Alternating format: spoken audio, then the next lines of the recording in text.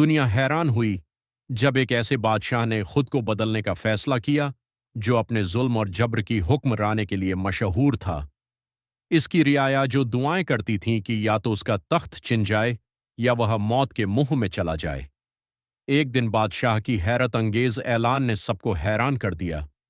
बादशाह ने ऐलान किया कि वह अपनी पुरानी जलमाना आदत और रवैया तर्क कर रहा है और अब किसी पर जुल्म और नाइंसाफी नहीं करेगा। उसने वादा किया कि उसकी हुकूमत में अदल व इंसाफ ही होगा और उसकी वादे ने उसको नेक दिल बादशाह के नाम से मशहूर कर दिया। कई महीनों तक बादशाह ने अपने कौल का पास रखा और रियाया उसके इंसाफ और नेकी की गवाह बन गई। लोग अब उसको दुआएं देते और उसकी तारीफ करते नहीं थकते थे। लेकिन इस तब्दीली की वजह क्या थी, यह सवाल सबके जनों में गर्दिश करता रहा। आखिरकार एक दिन उसके एक वजीर ने हिम्मत करके बादशाह से पूछा कि वह कौन सा लम्हा था जिसने उसे इतनी बड़ी तब्दीली पर मजबूर कर दिया। बादशाह ने कुछ देर खामोश रहने के बाद एक गहरी सांस ली और कहानी बयान की। एक दिन मैं जंगल में अपने घोड़े पर सवार था और सरपट दौड़ रहा था। अचानक मैंने एक मंजर देखा जो मेरे दिल और दिमाग पर हमेशा के लिए नक्श हो गया। एक री कुत्ता एक लोमड़ी का तकब कर रहा था। लोमड़ी ने अपनी जान बचाने के लिए तेजी से अपने बल में पनाह ली, लेकिन कुत्ता उसकी टांग काट चुका था जिससे वह हमेशा के लिए मजूर हो गई। बादशाह ने कहा, यह मंजर हैबतनाक था, लेकिन कहानी यहां खत्म नहीं हुई। थोड़ी देर बाद वही शिकारी कुत्ता एक आदमी पर भौंकने लगा। आदमी ने गुस्से में एक बड़ा पत्थर उठाया और उसे कुत्ते पर दे मारा, जिससे कि टांग टूट गई। कुत्ता तकलीफ से चिल्लाता रहा, लेकिन यह सिलसिला जारी रहा। वह आदमी अभी ज्यादा दूर नहीं गया था कि एक घोड़े ने उसे लात मारी, जिससे उसका घुटना टूट गया और वह जिंदगी भर के लिए मजूर होकर जमीन पर गिर गया। बादशाह ने अपनी बात जारी रखी।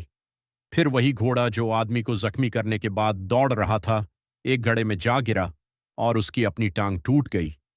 इस मंजर ने मुझे झंझोट कर रख दिया। मैंने सोचा कि बुराई बुराई को जन्म देती है। बादशाह ने कहा कि जो आपके सामने आता है उस पर गौर करना चाहिए कि खुदा उसे यह मंजर क्यों दिखा रहा है। कहीं यह किसी गुनाह या जुल्म की तंब तो नहीं। यह सुनकर वजीर के दिल में एक नापाक ख्याल पैदा हुआ। उसने सोचा कि अब बादशाह की नेक दिल्ली से फायदा उठाने और उसे माजू करने का वक्त आ गया है। वह उन्हीं ख्यालों में गुम था कि ज्यों ही उसने कदम बढ़ाया वह सीढ़ियों से गिरा और उसकी गर्दन टूट गई। यूं उसकी अपनी बुराई उसके लिए मौत का सबब बन गई।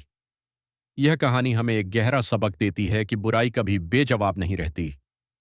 हर गुनाह जुल्म का बदला दुनिया ही में मिलता है, लेकिन अगर किसी को ना मिला तो हरगिज यह ना सोचे कि वह जीत गया, बल्कि उसका बदला आखिरत में लिया जाएगा और एक एक टके का हिसाब देना होगा। लिहाजा बादशाह ने जुल्म को छोड़कर नेकी के रास्ते का इंतखाब किया और इसका अंजाम इज्जत और मोहब्बत था। हमें भी अपने आसपास के लोगों का ख्याल रखना चाहिए। जुल्म और बुराई इंसान की इज्जत छीन लेती है। मुझे उम्मीद है आपने इस कहानी से बहुत कुछ सीखा होगा और कोशिश करें यह आम कहानी ना समझे, बल्कि यह हर इंसान के साथ होता है। बस गौर और फिक्र की जरूरत है। अगर आपको सब आमज और पुरानी कहानियां सुनना पसंद है तो बराह करम पुराने किस्से